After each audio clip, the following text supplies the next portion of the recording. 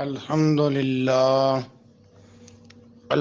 للہ وحدہ والصلاة والسلام علی من لا نبی بعد اما بعد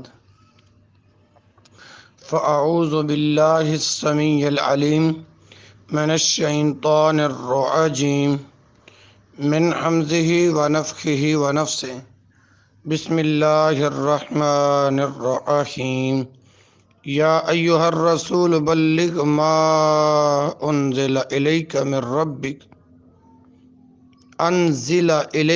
ربک وان لم تفعل فما بلغت رسالتہ۔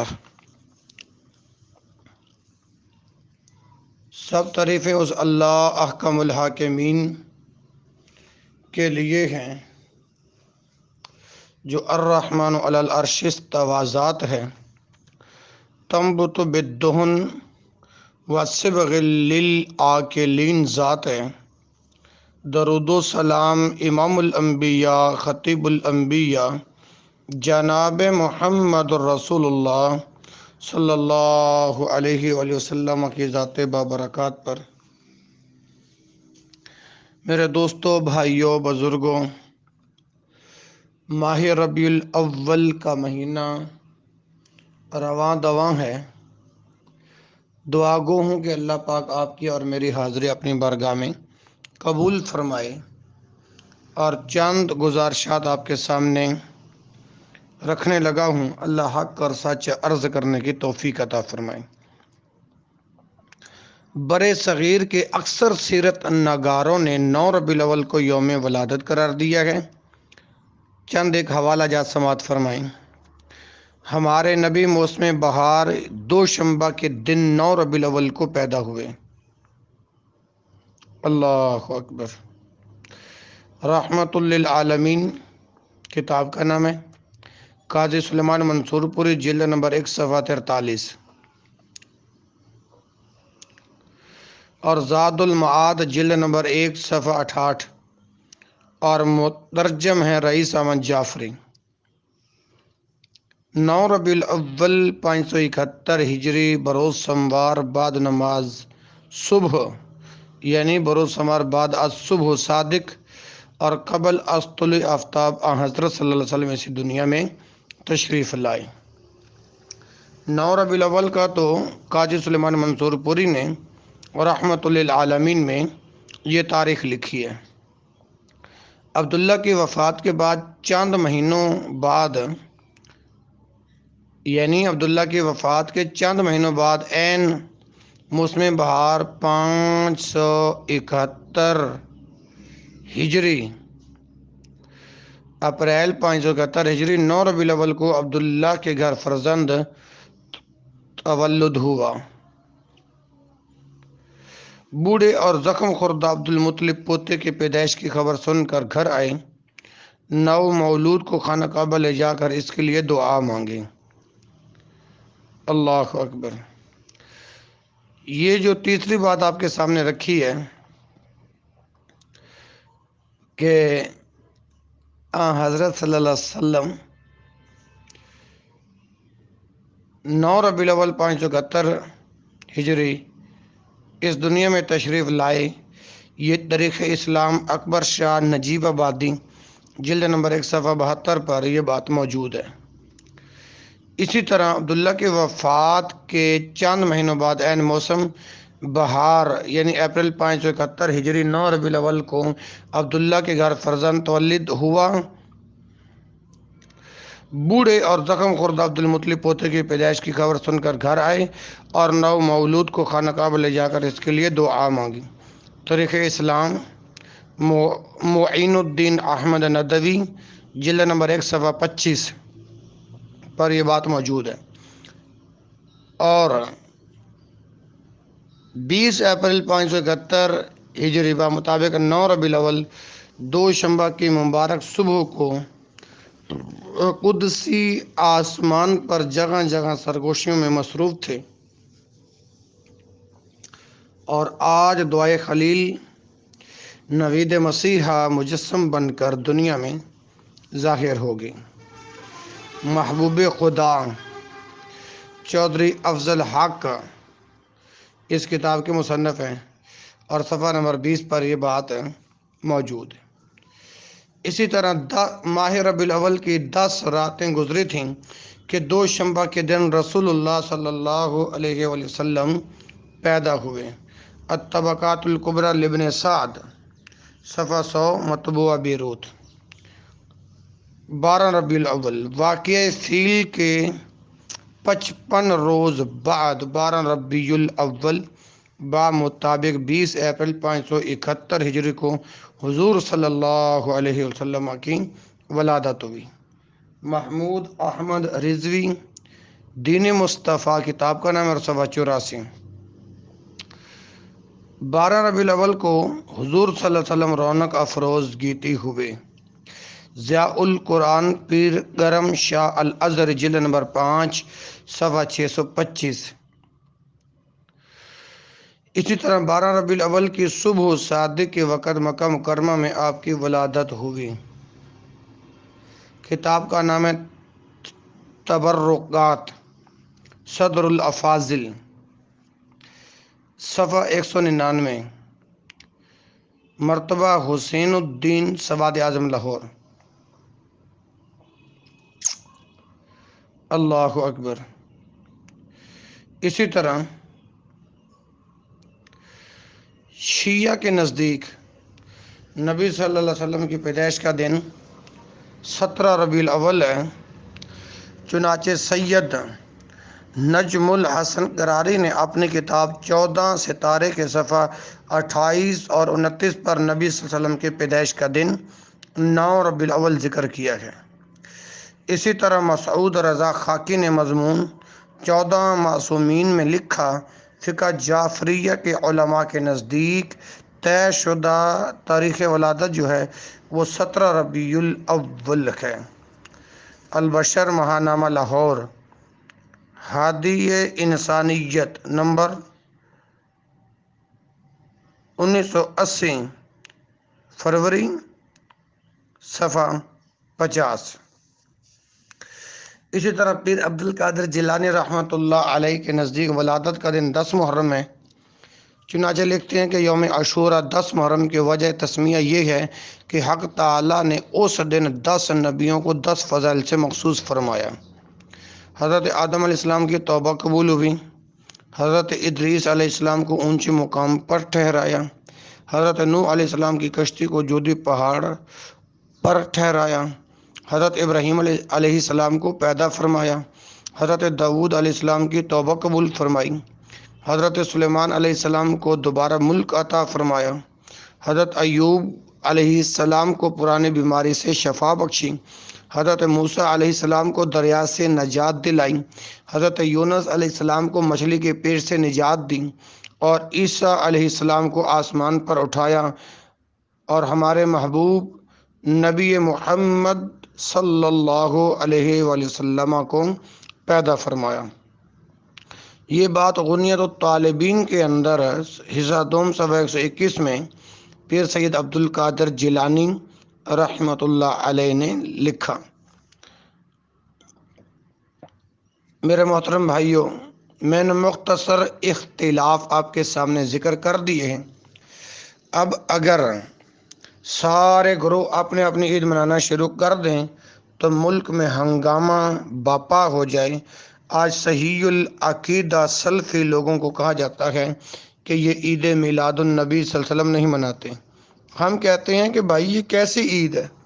ہر گروہ نے علیحدہ دن مقرر کر رکھا، پھر اس میلادی طبقہ سے کوئی یہ تو پوچھے کہ تم عید میلاد 12 ربیع الاول کو مناتے اور پھر سید اور پھر عبد القادر جیلانی رحمۃ اللہ علیہ ولادت کا دن 10 محرم قرار دیتے ہو۔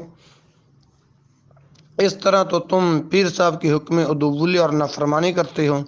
پیر صاحب کی اطاعت و فرما برداری تو تب ہوگی نا کہ اگر تم 10 محرم کو بھی جلوس نکالو، شیعہ اس دن امام حسین رضی اللہ عنہ کے ماتم میں جلوس نکالیں، اور تم آقا مکی و مدنی کے پیدائش پہ جلوس نکالو۔ اگر ایک لمحہ کے لیے مان بھی لیا جائے کہ یہ عید کا دن ہے، تو بھائیو وہ کون سی عید ہے جس میں جانوروں کی پیٹھ پر بیٹھ کر جلوس نکالے جاتے ہیں، گدھوں گھوڑوں کی صحرا بندی کی جاتی ہے؟ کیا خانہ کعبہ اور روضہ نبوی صلی اللہ علیہ وسلم کے ماڈل بنا کر طواف کرنا بھی جائز ہے؟ جگہ جگہ مصنوعی پہاڑیوں پر روپیہ صرف کر کے عورتوں اور مردوں کو اکٹھا کرنا کیا دین میں پسندیدہ کام ہے؟ دن کے وقت بازاروں میں بھنگڑے ڈالنا، سیٹیاں بجانا اور رات کو ڈانس اور پارٹیوں کا اہتمام کرنا کیا یہ ولادت کی خوشی ہے؟ تم نے تو نعرہ تکبیر اور ہے جمالوں کو اکٹھا کر دیا، رقص کے زاویوں اور نعت خانے کو اکٹھا کر دیا، مخلوط محافل کا انعقاد کر کے گستاخ اور بے باک نظروں میں محبت رسول کو تلاش کیا۔ کاش تم جان سکو کہ جس نبی کی ولادت پر تم غیر شرعی کاموں کو فروغ دے رہے ہو، ان کی ساری زندگی ایسی چیزوں کو ختم کرنے میں گزری۔ میرے بھائیو، شورش مرحوم نے اسی حالت کو دیکھ کر لکھا تھا: دین قیم سر نگوں نالا بلب روح حجاز، مفتیان دین بازاری کے ذوق خام پر جھنڈیوں کے جھرمٹوں میں غم قموں کے بیچو تاب زاویے بنتی ہیں، روعنائیاں ہر گام پر بج رہے ہیں ڈھول تاشے تالیاں چمٹے رباب، کس مزے سے عید میلاد النبی کے نام پر کٹ کھینوں کے ہاتھوں میں میرے کا تذکرہ، کٹ کھینوں کے ہاتھوں میں میرے کا تذکرہ، عرش عظیم کانپتا ہے اس مذاق کے عام پر۔ تو میرے محترم بھائیوں، آج عید میلاد النبی پہ جو چیزیں نظر آتی ہیں وہ یہ ہیں: چمٹے، سرنگیاں، باجے، شہنائیاں اور ڈھولکیاں، نقلی داڑھی، مونچھیں، مصنوعی پہاڑیاں، کھلونے، جھنڈیاں اور گدے گھوڑے۔ اس طرح ڈانس پارٹیاں، قوالیاں اور ناچ بھنگڑے کی محفلوں میں مرد و زن کی بلا امتیاز شرکت، یہ بات سمجھ سے بالا تر ہے کہ اگر ان چیزوں کا نام محبت رسول ہے تو پھر رسول اللہ صلی اللہ علیہ وسلم کے نافرمانی کس چیز کا نام ہے؟ آج یہ کیسی دردناک صورتحال ہے کہ ہم ان چیزوں میں محبت رسول صلی اللہ علیہ وسلم تلاش کر رہے ہیں جن کو رسول اللہ صلی اللہ علیہ وسلم نے پسند نہیں فرمایا۔ اے کاش ہم سمجھ سکیں اور ہمارے ضمیر ہمیں کچھ ملامت کر سکیں۔ میرے بھائیوں، محفل میلاد کے قائلین میں امام سیوطی رحمۃ اللہ علیہ کا شمار متقدمین میں ہوتا ہے۔ ان کے موقف کو میلادی بھائی بڑے شد و مد کے ساتھ بیان کرتے ہیں۔ آج میں انشاءاللہ الرحمن ان کا موقف پیش کروں گا اور اللہ کے توفیق سے اس کا رد پیش کروں گا۔ اللہ کے توفیق سے آپ توجہ کے ساتھ معروضات سماعت فرماتے جائیں۔ شیخ ابو بکر لکھتے ہیں کہ جب میلاد کی بدعت لوگوں کے دلوں میں بیٹھ گئی اور بہت سے جاہلوں کے عقیدے کا جزو بن گئی تو بعض اہل علم جیسے سیوطی رحمۃ اللہ علیہ نے ضروری سمجھا کہ کوئی شبہ تلاش کر لیا جائے جس سے اس بدعت کے جواز پر استشہاد کیا جا سکے اور عوام و خواہش کی خوشنودی بھی حاصل ہو جائے، اور دوسری طرف علماء کا اس سے رضامند ہونے اور اس پر حکام و عوام کے ڈر سے خاموش رہنے کا جواز نکل آئے۔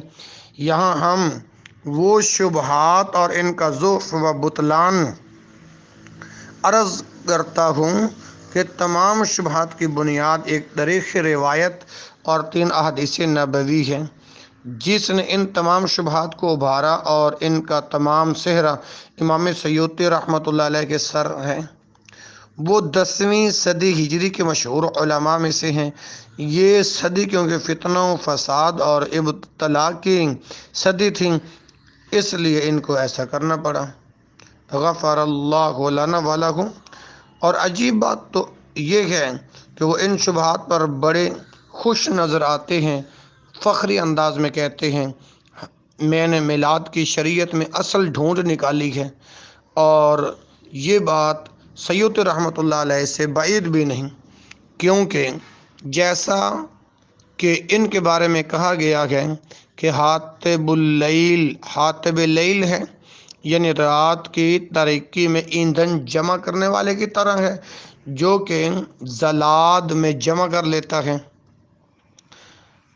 پہلا شبہ یہ ہے کہ مروی ہے کہ ابو لہب ملعون کو خواب میں دیکھا گیا، تو اس سے حالت دریافت کی گئی۔ اس نے کہا کہ دوزخ کی آگ میں جل رہا ہوں، مگر ہر پیر کی رات کو اس میں تخفیف کر دی جاتی ہے، اور اپنی انگلیوں کے درمیان سے اس کے مقدار پانی چوستا ہوں۔ یہ کہتے ہوئے انگلیوں کے پوروں کی طرف اشارہ کیا، اور یہ اس وجہ سے کہ اس کو جب اس کی باندھی صوبیہ نے اس کے بھائی عبداللہ بن عبد المطلب کے گھر محمد صلی اللہ علیہ وسلم کے ولادت کی خوشخبری سنائی تھی، تو اس نے اس کو آزاد کر دیا تھا، اور اس باندھی نے آپ صلی اللہ علیہ وسلم کو دودھ بھی پلایا تھا۔ اس شبہ پر کئی پہلو سے رد موجود ہے۔ نمبر 1، اہل اسلام کا اس بات پر اتفاق ہے کہ کسی کے خواب سے چاہے خواب دیکھنے والا ایمان و عمل، تقوی و ورع کے کسی بھی مقام پر ہو، کوئی شرعی حکم ثابت نہیں ہوتا سوائے نبی کے، اس لیے کہ تمام انبیاء کے خواب وحی ہوتے ہیں، اور وحی جو ہے وہ حق ہے۔ اس خواب کو دیکھنے والے عباس بن عبد المطلب ہیں، اور جس نے ان سے روایت کی ہے وہ بالواسطہ روایت کرتے ہیں۔ میرے بھائیوں، اسی طرح یہ حدیث مرسل ہوئی، اور آپ جانتے ہیں علماء سے آپ نے سن رکھا ہوگا کہ مرسل حدیث جو ہوتی ہے وہ حجت نہیں ہوتی، اور نہ اس سے کوئی عقیدہ و عبادت ثابت ہوتی ہے، اور اس بات کا بھی احتمال ہے کہ حضرت عباس رضی اللہ عنہ نے یہ خواب اسلام لانے سے پہلے دیکھا ہو، اور اس پر سب کا اجماع ہے کہ کافر کا خواب حجت نہیں۔ سلف و خلف میں سے اکثر اہل علم کا قول ہے کہ کافر اگر کفر پر مرا تو اس کو اس کے نیک اعمال کا کوئی ثواب نہیں ملے گا، کیونکہ اللہ تبارک و تعالیٰ نے سورۃ الفرقان میں کیا فرمایا؟ وَقَدِمْنَا إِلَىٰ مَا عَمِلُوا مِنْ عَمَلٍ فَجَعَلْنَاهُ هَبَاءً مَنْثُورًا۔ ہم اس روز ان کے یعنی کفار کے ان نیک کاموں کی طرف جو کہ وہ دنیا میں کر چکے تھے متوجہ ہوں گے، سو ان کو ایسا بیکار کر دیں گے جیسے ہباء منصورہ، پریشان غبار۔ اسی طرح اللہ تعالیٰ سورۃ الکہف میں ارشاد فرماتے ہیں اولئک الذین کفروا بآیات ربہم ولقائہ فحبطت اعمالہم فلا نقیم لہم یوم القیامۃ وزنا۔ یہ وہ لوگ ہیں جو اپنے رب کی آیتوں کا یعنی کتب الہیہ کا اور اس سے ملاقات کا انکار کر رہے ہیں، سو اس لیے کہ ان کے سارے کام غارت ہو گئے، تو قیامت کے روز ہم ان کے نیک اعمال کا ذرہ بھی وزن قائم نہ کریں گے۔ اور حضرت عائشہ رضی اللہ عنہا نے آپ صلی اللہ علیہ وسلم سے عبداللہ بن جدعان کے بارے میں پوچھا تھا کہ وہ ہر حج کے موسم میں 1000 اونٹ ذبح کرتا تھا، 1000 جوڑے تقسیم کرتا تھا، اور اس نے اپنے گھر میں حلف الفضول کی دعوت بھی دی تھی، کیا یہ چیزیں اس کے کچھ کام آئیں گی؟ تو آپ نے فرمایا نہیں۔ اس نے کسی دن پوری عمر میں رب اغفر لی خطیئتی یوم الدین نہیں کہا۔ اس روایت سے اس خواب کی عدم صحت کی مزید تائید ہوگی، اور جو ابو لہب اپنے بھائی کے گھر ولادت سے خوش ہوا تو یہ ایک فطری و طبعی خوشی تھی، اس میں عبادت کی نیت نہ تھی کہ ہر انسان جب اس کے گھر یا اس کے کسی عزیز یا بھائی کے گھر بچہ پیدا ہوتا ہے تو خوش ہوتا ہے، اور جب خوشی اللہ کے لیے نہیں تو پھر اس پر ثواب بھی نہیں۔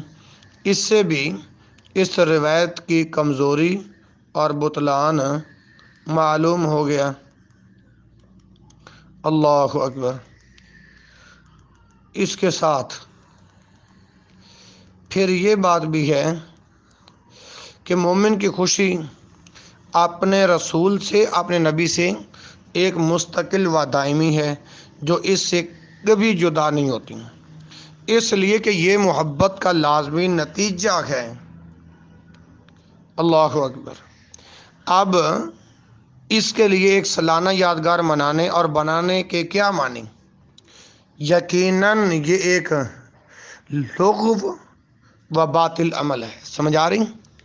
لغو و باطل عمل ہے اور کمزور و بے حیثیت شبہ ہے جس کی کوئی وقعت و قیمت نہیں۔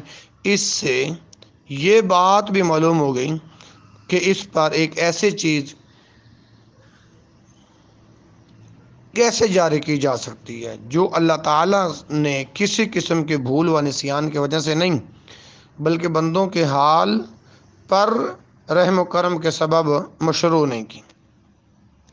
دوسرا شبہ یہ پیش کیا جاتا ہے کہ اس روایت میں کہ نبی صلی اللہ علیہ وسلم نے امت کے لیے عقیقہ جاری کرنے کے بعد خود اپنے طرف سے بھی عقیقہ کیا، باوجود یہ کہ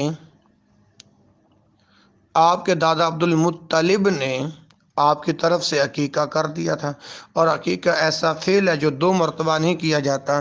اس سے یہ بات معلوم ہوئی کہ ایسا آپ صلی اللہ علیہ وسلم نے اپنی ولادت کے شکرانہ میں کیا، تو اس کا اصل بنا کر میلاد کے بدعت کا جاری کرنا کیا صحیح نہیں؟ یہ شبہ پہلے سے زیادہ کمزور ہے، جس کا نہ کوئی وزن ہے نہ قیمت، کیونکہ یہ صرف اس احتمال پر قائم ہے کہ حضور صلی اللہ علیہ وسلم نے اپنی نعمت و ولادت کے شکر میں عقیقہ کیا، اور احتمال ظن گمان سے بھی کمزور چیز ہے، جبکہ ظن پر بھی احکام شریعت ثابت ہوتے ہیں۔ اور جیسا کہ میں عرض کر رہا ہوں کہ ظن پر بھی احکام شریعت ثابت نہیں ہوتے، اور اللہ تعالیٰ کا فرمان ہے بعض گمان گناہ ہوتے ہیں، اور رسول اللہ صلی اللہ علیہ وسلم کا ارشاد ہے کہ تم ظن سے پرہیز کرو کیونکہ ظن سب سے بڑا جھوٹ ہے۔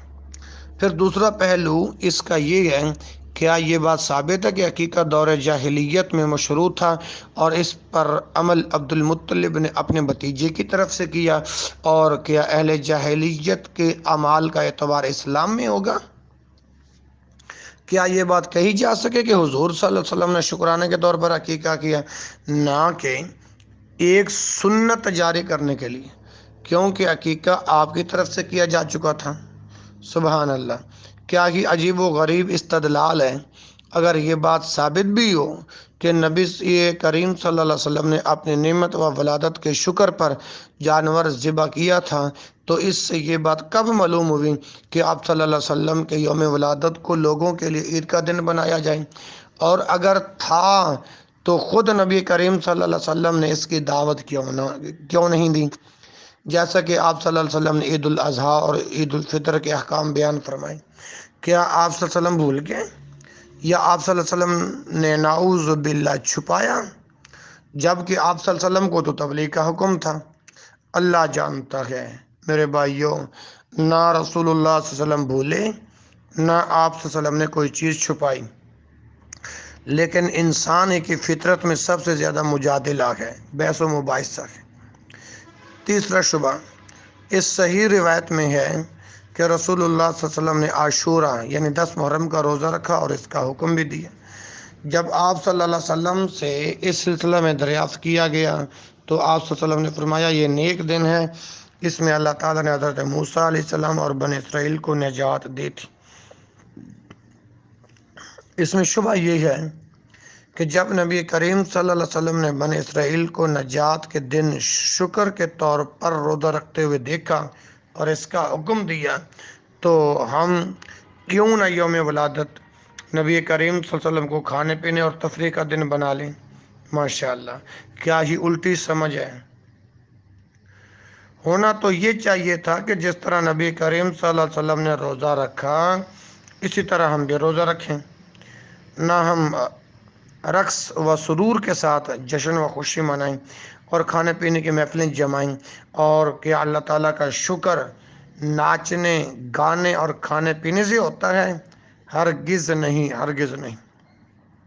پھر دوسری بات یہ ہے کہ ہمیں اس کا حق کب ہے کہ اپنے لیے خود کوئی اور عبادت مسنون کریں؟ ہمارا فرض تو صرف اتباع و اطاعت ہے۔ رسول اللہ صلی اللہ علیہ وسلم نے یوم عاشوراء کا روزہ رکھا تو اس دن روزہ رکھنا سنت ہے، اور یوم ولادت کے متعلق آپ نے سکوت فرمایا تو ہم پر بھی اسی طرح خاموشی لازم ہے۔ چوتھا شبہ، اس صحیح روایت میں ہے کہ آپ صلی اللہ علیہ وسلم پیر و جمعرات کا روزہ رکھتے تھے، اور آپ نے اس کی علت یہ بیان فرمائی کہ پیر کے دن ہی میں پیدا ہوا ہوں۔